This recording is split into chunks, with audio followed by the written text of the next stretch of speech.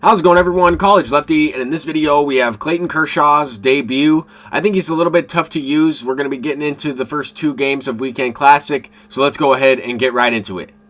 I'm thinking by now most people probably have this 99 overall Clayton Kershaw unlocked. Let me know how you're doing with him. I think his pinpoint meter, his pitching motion, is really difficult to use when he's pitching out of the stretch, and we're going to get to see that right away. Check out this play here from Corey Seager. That's why I've been talking about how important it is to have as much speed out there at shortstop as possible, as well as good defense, right? Corey Seager does have gold fielding, but only like 49 speed. I think Willie Castro or really anybody with good speed makes that play pretty easily. But with Clayton Kershaw on the mound, his motion is very fast, like I mentioned.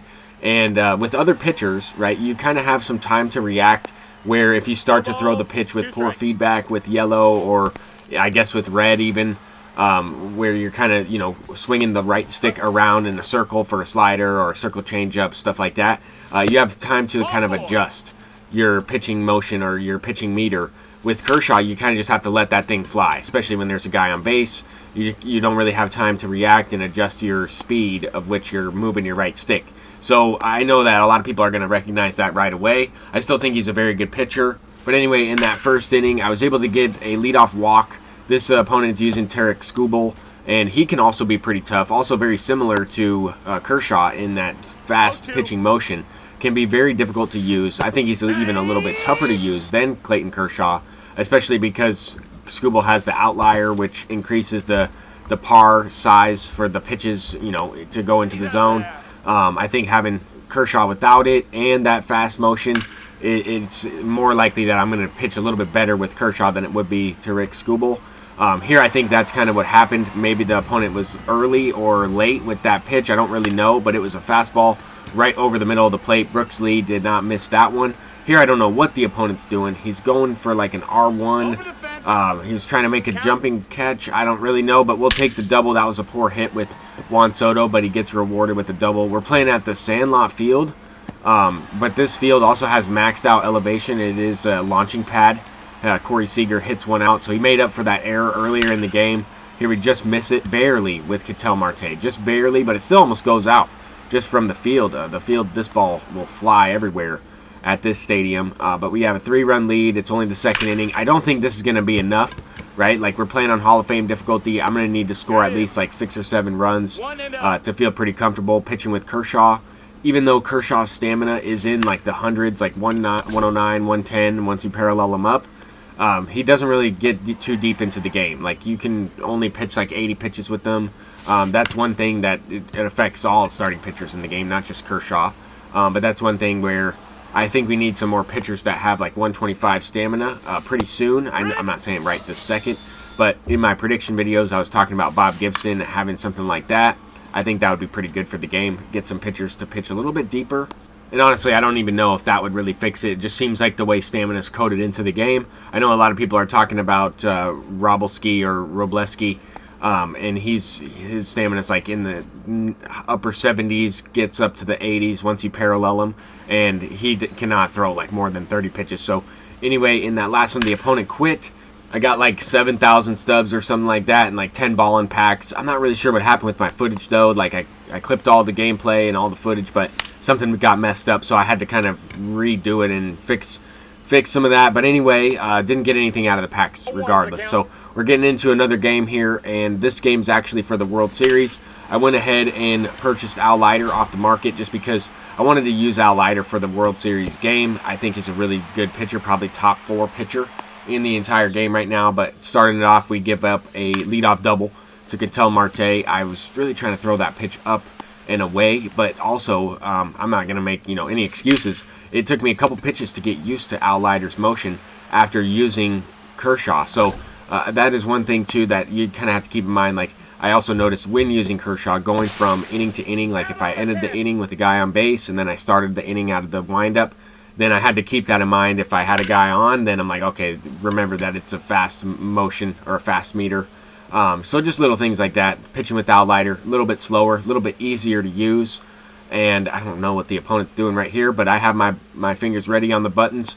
I'm as you can see, I'm not hitting L1 at all there. That advance all did not light up. I'm only using the buttons to run bases because that is the best way to run bases the most efficiently in this game. I've been practicing that a lot playing Diamond Quest. I've always used the L1 button in previous years, but this year especially you have to use the buttons base running. Anyway, with Wensil Perez, I missed that hanging curveball. You know you're going to get some hanging pitches when you have guys on base with Kershaw. Like, I'm thinking to myself, okay, this guy probably hasn't used Kershaw that much.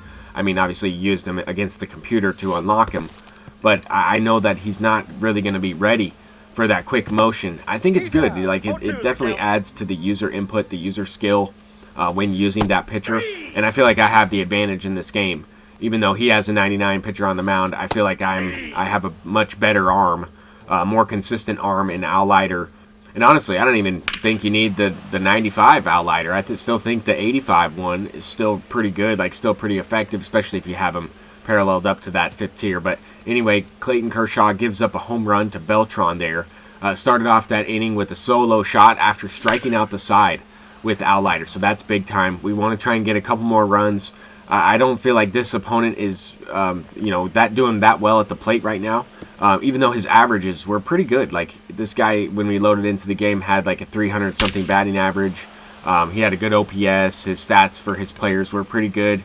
So I thought that he might hit well. I'm glad I used Kershaw against the last opponent and then Outlighter against this opponent. But so far, Brooks Lee has had 3 at-bats. One of them probably should have been a double, obviously, but 3 home runs, right? The inside the Parker, the 2 home runs here with the perfect swing right there, and then the one in that previous game at the Sandlot. Definitely a good player there. All against the lefty as well. All 3 at-bats against the lefty, and he has lower power, much lower power against that side. But anyway, threw a hanging curveball. It was really not that bad of a pitch. It was below the zone, but really not too far below the zone. Not really where I was trying to throw it. But he is able to hit a double with Devers, and then he's capitalizing. Didn't get this changeup far down in the zone enough as well. Just hung it, but at the same time, like, he got his PCI below that baseball, hit it with the line drive. I've had a couple hits like that myself recently, especially with Gil Hodges. So you got to respect it. You got to respect a good swing. And I figured that as we go on throughout this game, this opponent's going to start to pick it up at the plate a little bit. He's going to start to hit a little bit better, but he gets 1 run back. It's 4-1, and mainly the goal here is to maintain the lead. If he scores, I'm trying to get that run right back. We have 1 out already. This is going to be 2, and I don't know what he just did right there. Maybe he slammed his controller off of his leg or something. I don't know, but he dives, and we're getting to third base with Wensil Perez. That's going to be his first triple. It should have been an error, but that is going to be a triple, and now we have Ketel Marte up. Kind of the weakest link on the team with guys in scoring position, especially, right, only 80 clutch. So I'm going to go ahead and contact swing with this one. Luckily, hit a chopper slow enough to score that run. I think the opponent was trying to throw home there and then realized that his player was probably going to get a bad animation and then threw it to first. I don't really know why Devers took forever. But then in the middle of the next inning, in the middle of the at-bat, the opponent quit after just 2 strikes. It was really, just a 5-1 game. Plenty of game left in that one, but we're now going to open up some of these packs. Now we unlock Outlighter, and we get probably around 60, 70K from just that one game.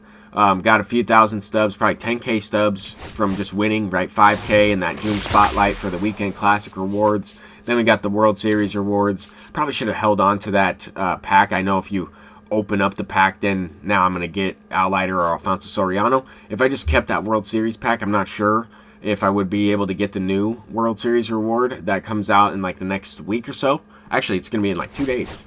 Time is definitely flying by. My summer is going. But anyway, we have a couple other packs to open. I'm going to try to get maybe a couple more wins in Weekend Classic. There's some good rewards I want to try to go after, including those Weekend Classic rewards. I need to win, I think, 3 out of my next 4 games in order to get the Weekend Classic players like Andrew McCutcheon, Andrew Miller. The next game I play is for like a Chase Pack 13, so that one doesn't really matter to me. It's just a matter of winning that one so I can have, I guess, more of an opportunity to get those other rewards later on. Here we get Wensil Perez. He had a clutch triple in that last game. Now we got Outlighter. So yeah, right around, 70K, 10K, 30K, 30K, right around there, give or take, right? I know Outlighter's going to drop in price, so He's probably going to go up after he's no longer in that World Series pack, just for a couple days maybe. I don't know. It's hard to tell. Depends on how quickly you'll be able to get those rewind packs. Depends on how many missions are available, how many points you can get up to. But anyway, there's a lot of stuff up ahead in MLB The Show. I'm excited for it. I'm going to try to get my sub count back up there and get some of these brand new players. So until next time, peace out.